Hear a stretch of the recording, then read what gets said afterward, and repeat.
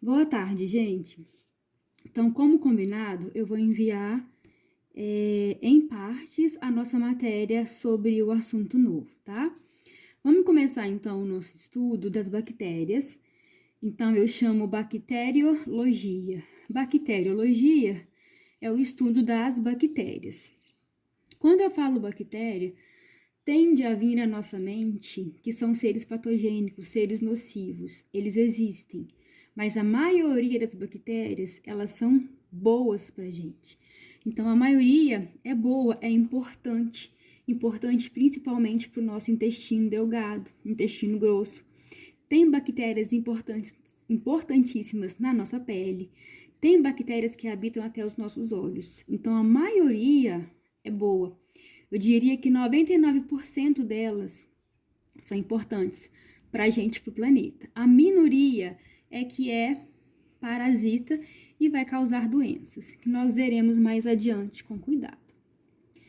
Outra grande importância das bactérias para quem é evolucionista, elas foram os primeiros seres vivos a habitar a Terra. Então, antes de qualquer outra forma de vida, bactérias começaram a povoar os oceanos. E hoje, onde elas vivem? Hoje, em qualquer lugar. Bactérias existem no solo, na água doce, na água salgada, vivendo dentro de outros organismos, no ar. Em qualquer lugar existem bactérias. Inclusive, nos ambientes extremos, vocês lembram das arqueobactérias? Bactérias pertencentes ao domínio Archaea.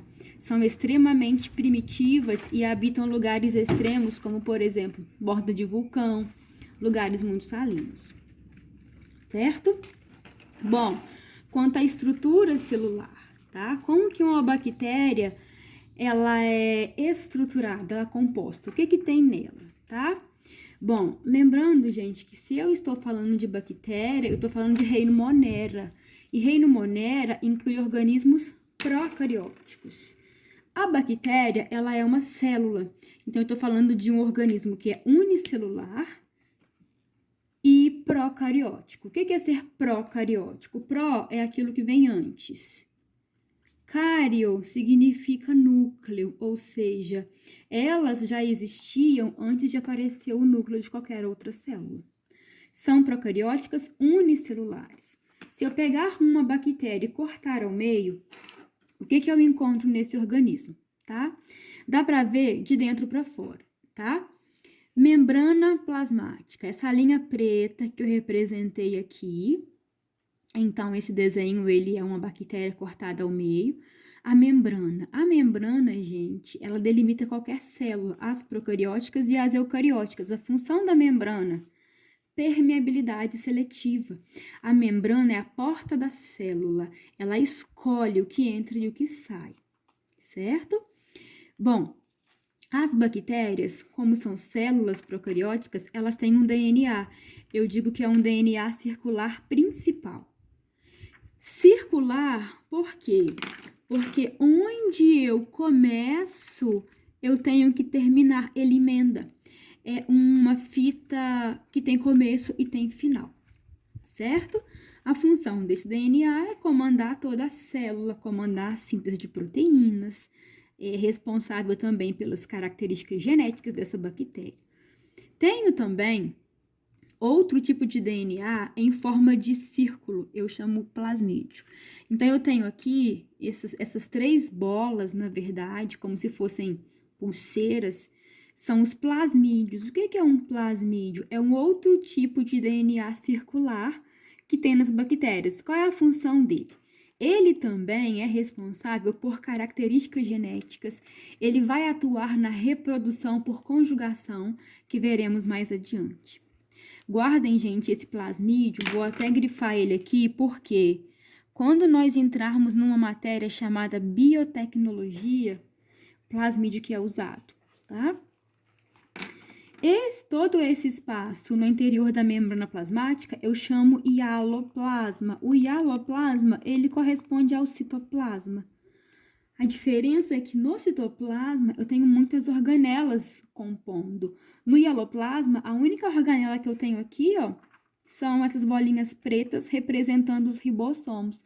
A única organela que bactéria tem são ribossomos. Todo ribossomo tem por função fazer proteína em qualquer tipo de célula, certo? Então, muito bem. O que nós vimos até agora? Que bactéria é uma célula procariótica, que tem um DNA principal, outros DNAs chamados plasmídeos, ribossomos dispersos pelo hialoplasma. Importantíssimo, tá? Aqui em rosa, eu destaquei em rosa porque era importante. As bactérias, elas têm do lado externo da membrana plasmática uma estrutura grande, rígida, forte, chamada parede celular. A parede celular das bactérias tem função de proteção. Eu destaquei em rosa, gente, por quê? Porque alguns antibióticos, lembra que o antibiótico ele é um medicamento que mata a bactéria. Os antibióticos, em geral, eles destroem a parede celular. Então, a bactéria ela fica sem proteção e acaba morrendo. Toda bactéria tem parede celular, certo? Aí, vem aqui para baixo. Do que essa parede ela é formada, tá? A parede celular das bactérias, ela é constituída de uma substância chamada peptidoglicano. Bom, parece um palavrão, mas não é. Separa aqui, ó, a palavra peptido de glicano. Glicano vem de glicose, então uma parte dessa parede, ela é de carboidrato. Peptido vem de peptídeo, peptídeo é uma proteína. Então, do que essa parede celular ela é formada? Ela é formada de proteína e de carboidrato. Então, eu digo que a parede celular de peptidoglicano das bactérias é formada de proteína e um açúcar, que no caso aqui é um carboidrato, é a glicose. Só lembrando a vocês que aqui embaixo, ó, as plantas e os fungos também têm parede celular, só que nas plantas a constituição é celulose e nos fungos a parede ela é de quitina. Ambos, quitina e celulose, são carboidratos. Então, a da bactéria, além de ter carboidrato, tem proteína. Volta para a estrutura aqui em cima da bactéria. Algumas bactérias, turma, não todas, algumas possuem do lado externo da parede celular, eu fiz aqui em azul, ó, uma estrutura que também tem função de proteção chamada cápsula. Bactérias que têm cápsula são mais fortes, são mais patogênicas, demoram mais para morrer. Eu chamo essas bactérias que têm cápsula de bactérias capsuladas. Guardem isso, bactérias capsuladas, porque mais adiante vai ter um trechinho muito importante e específico falando de bactérias capsuladas. Tranquilo? Muito bem, essa é a estrutura das bactérias. Vamos falar um pouquinho agora sobre as variedades. Forma das bactérias. Então, vem aqui em cima, ó. Tá doendo só um montinho.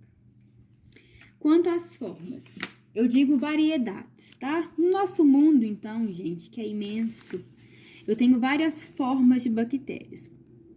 Essa partezinha da matéria aqui é mais por curiosidade, tá? O Enem nunca cobrou isso, acredito que não vai cobrar tão cedo. Porque é bem bobinho, né? Só para conhecimento mesmo. Mas vamos lá. Tem bactéria que tem a forma redondinha, uma bolinha, como se fosse uma bolinha de gude. Eu chamo ela de coco. Aquela que tem a forma assim de bastão, eu chamo de bacilo. Eu coloquei uma setinha vermelha aqui, por quê? Porque, gente, o bacilo é uma das formas mais patogênicas de bactérias, tá? Ele que causa a tuberculose, por exemplo, o bacilo de Koch. Bom, outra forma, esse aqui, que parece uma vírgula, é uma bactéria chamada Vibrião. Coloquei setinha também, porque o Vibrião, ele causa uma doença também que já matou muito no passado, que é a cólera, que vamos ver mais pra frente também. Quando a bactéria parece assim, ó, uma espiral de caderno com os flagelos, eu chamo ela de espirilo. E como ela tem flagelos, esses flagelos são usados para locomoção. Quando a bactéria tem esse formato aqui de espiral, só que não tem os flagelos, Eu chamo de espiroquetas. E aí ela se locomove ondulando-se. Ondulando-se. Espiroquetas. Todo mundo ri da espiroqueta, tá?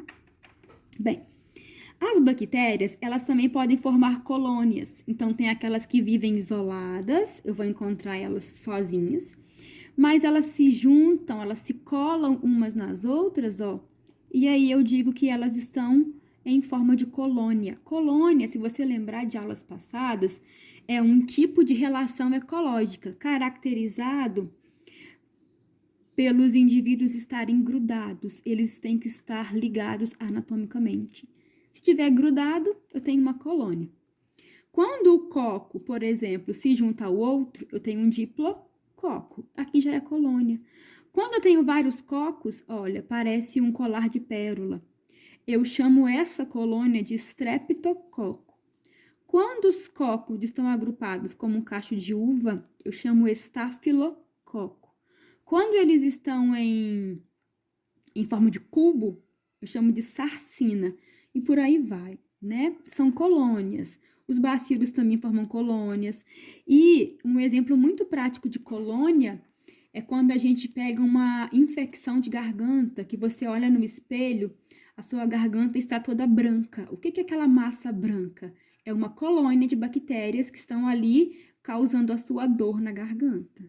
Todo mundo já deve ter visto isso em si mesmo, né? Uma placa, a tal da placa bacteriana. O que é a placa bacteriana? É uma colônia de bactérias. Certo? Muito bem. Quanto à locomoção, como é que bactérias se locomovem, tá? Varia, gente. Por exemplo, aqueles que têm flagelos, o que são os flagelos? Volta aqui em cima um pouquinho, ó. Olha o espirilo. Essas linhas pretas aqui nessa ponta e nessa ponta são os flagelos. Então, os flagelos são estruturas de locomoção. Então, quem tem flagelo, locomove-se pelos flagelos. Quem não tem flagelo, como é o caso da espiroqueta, ela não tem flagelos. Ela se locomove ondulando o corpo. E tem aquelas bactérias que não se locomovem, por exemplo, como é que o bacilo vai se locomover? Não dá. Como é que o coco se locomove? Não se locomove. Então, eles são levados pelo vento, pela água, eles são transportados por outros seres vivos, e é mais ou menos desse tipo, tá? Eu acho que eu vou fazer o seguinte, eu vou dividir essa aula em duas, para na hora de carregar não ficar muito difícil, tá? Então, eu vou cortar agora.